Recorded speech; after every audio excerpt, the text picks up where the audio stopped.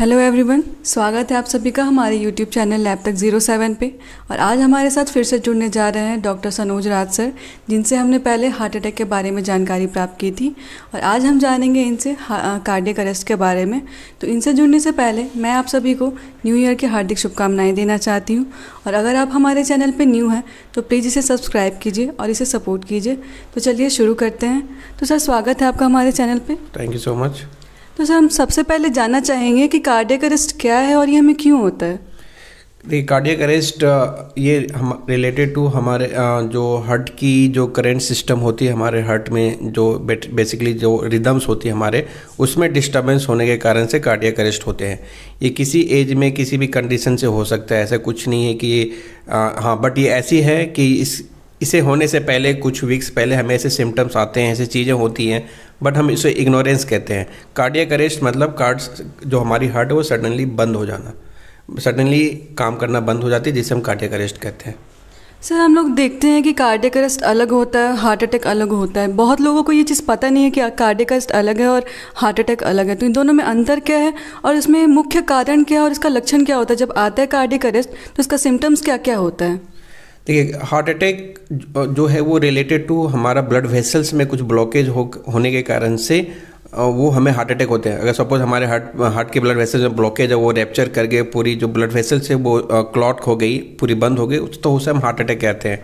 Cardiac arrest मतलब पूरी तरह से हार्ट का बंद हो जाना, जो उसकी इलेक्ट्रिक इम्पल्स है, जिसमें हम ड्यू टू एरिथमिया से या पल्स में कोई डिस्टर्बेंस हो रही है, जिस कारण से किसी भी कारण से हार्ट का सडनली स्टॉप हो जाना, उसको हम कार्डियक अरेस्ट कहते हैं। जिसमें कि आपको मिनट का एक टाइम मिलता है, ज़्यादा टाइम हमें नहीं मिलता है। बट हार्ट अटैक की कंडीशन में पॉसिबिलिटी होती है कि हम पेशेंट को वहाँ पे ले जाएं, इमरजेंसी कंडीशन में उतना टाइम होता है, बट इसमें उतना टाइम नहीं होता, विद इन मिनट का टाइम होता है, जिससे कि उसकी डेथ हो सकती है। तो ये डिफरेंस है हार्ट अटैक और कार्डियक अरेस्ट में।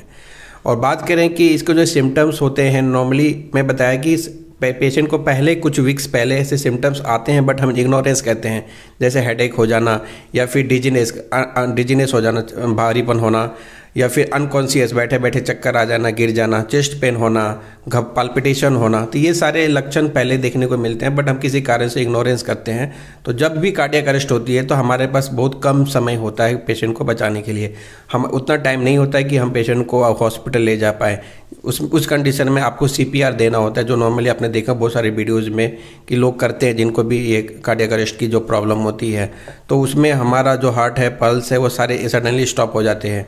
अगर ये टाइम अगर 5 मिनट से ज़्यादा होते हैं तो हमारा जो ब्रेन है वो डेड होने लगती है। तो वो जो ड्यूरेशन है बहुत कम होता है, और उस कंडीशन में अगर CPR देते हैं तो वो एक पॉसिबिलिटी होती है कि हम कार्डियक अरेस्ट को पेशेंट को हम सेव कर सकते हैं।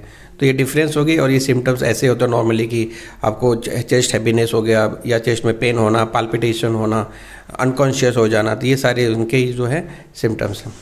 सर, ये सबसे ज़्यादा खतरा किससे है, मतलब किस एज ग्रुप को है? देखिए, ऐसा कहना कि किस एज ग्रुप से है, ये डिपेंड है कि उनकी कंडीशन की पहले क्या बॉडी में क्या कंडीशन रहा है। अगर यंग एज वाले में बोले तो कभी किसी कंजेनाइटल भी ये प्रॉब्लम होती है। कंजेनाइटल प्रॉब्लम होने से, कोई कंजेनाइटल प्रॉब्लम होने के बाद सर्जिकल कुछ हुई है, सर्जिकल चीज़ें, तो उससे कारण से भी उनको एरिथमिया होती है और उनको कार्डियक अरेस्ट हो सकते हैं। जैसे कि अगर आप कोई स्मोकिंग के पेशेंट करते हैं, उनको हो सकते हैं। हाई कोलेस्ट्रॉल लेवल जो है उनमें ये प्रॉब्लम हो सकती है। मोटापा वाले को, हाई BP वाले को, जिनको कोरोनरी आर्टरी डिजीज है, जिनको हार्ट ब्लॉकेज की प्रॉब्लम उस कारण से। तो अल्टीमेटली ये सारी चीज़ें हैं, अगर किसी को भी है तो कभी भी ऐसी चीज़ें हो सकती है। बट हाँ, ये है कि इनके सिम्टम्स पहले होते हैं तो उसे हम उसे ध्यान रखना चाहिए और उसे डॉक्टर से सही टाइम पे कंसल्ट कर लें, ताकि हम जो कार्डियक अरेस्ट को चीज़ें हैं वो हम उससे अपने आप को बचा सकते हैं, क्योंकि इसमें बहुत कम समय होता है हमें किसी पेशेंट को हॉस्पिटल तक ले जाने के लिए। सर, जब कार्डियक अरेस्ट आता है तो उसके आने के बाद हमारे दिमाग का क्या रिस्पांस होता है, मतलब वो क्या रिस्पांस करता है वो? देखिए, कार्डियक अरेस्ट में बताया ना कि जैसे कि पूरा सडनली अनकॉन्शियस हो जाना, तो हमें भी नहीं पता एग्जैक्ट में से हुआ क्या। तो उस केस में जिन्हें पता है वो तुरंत CPR देते हैं। तो CPR देने से कुछ चांसेस होते हैं कि उसमें हम सर्वाइव कर पाए। अगर नहीं तो उसमें क्या होता है, आफ्टर 5 मिनट्स के बाद हमारा जो ब्रेन है वो डेड होने लगता है। तो उसमें उसको फिर रिकवर करना बड़ा डिफिकल्ट होता है किसी भी पेशेंट के लिए। तो ब्रेन डेड ज़्यादा कॉमन ईजिली पेशेंट को देखा गया है। सर, कार्डियक अरेस्ट आने के बाद हमारा मतलब लाइफस्टाइल में क्या प्रभाव पड़ता है? मतलब वो जब आता है तो उसको हम किस हद तक डैमेज करता है, या फिर उसको हम लोग ऐसा क्या चीज़ करें जिससे हम वो चीज़ हम लोग को अवॉइड कर सके या फिर वो गलती ना करें? अब ये जब नॉर्मली कार्डियक अरेस्ट होते हैं तो ये देखना पड़ता है कि वो उसकी सर्वाइव पेशेंट हॉस्पिटल पहुंच पाए कि नहीं। मोस्टली बहुत कम होता है जब पेशेंट हॉस्पिटल पहुंच जाए। अगर हॉस्पिटल पहुंच जाए, वहाँ पे टेस्ट होते हैं ECG, अगर डॉक्टर देखते हैं इसमें क्या प्रॉब्लम हुई, एरिथमिया की प्रॉब्लम हो रही है या कुछ चीज़ का, तो उसको एक डिफिब्रिलेटर करके आते हैं, तो कुछ एक मैनेजमेंट दिया जाता है। उसके साथ साथ में उसके रिस्क फैक्टर क्या है, पेशेंट की लाइफस्टाइल कैसी रही है, फिजिकल एक्टिविटी कैसा है, उसका स्मोकिंग की हैबिट है, ड्रिंकिंग की हैबिट है, हाई ट्राइग्लिसराइड लेवल ज़्यादा होते हैं बॉडी में, कोलेस्ट्रॉल लेवल, इसके साथ साथ न्यूट्रिशन लेवल भी हमें देखना पड़ता है, जिसमें सोडियम, मैग्नीशियम और पोटासियम अगर कम होता है उस कारण से भी ये प्रॉब्लम हो सकती है। तो ये सारी एक उस पर काउंसिल किया जाता है। उसके बाद देखा सारी रिपोर्ट को एक देखा जाता है इसमें क्या प्रॉब्लम इनकी बॉडी में हो रही है, उस बेस पे हम पेशेंट को रिकमेंड करते हैं ये सारी चीज़ को आपको अवॉइड करनी चाहिए। सर, इसका इलाज कैसे किया जाता है? और जैसे कि हम लोग देखते हैं जब कार्डियक अरेस्ट आता है तो उसमें बहुत लोग को मतलब इसका सिंबल नहीं पता चलता है, या फिर इसका इलाज कैसे करना है वो चीज़ नहीं पता चलता है। तो इसका हम लोग कैसे, मतलब इसका जल्दी इलाज कैसे कर सकते हैं और इसको रोक कैसे सकते हैं हम लोग? मैं बताया ना कि कार्डियक अरेस्ट एक ऐसी चीज़ है जिससे कि हम ऐसे नहीं कोई बीमारी हुआ उसका टाइम मिला हमें उसको करें।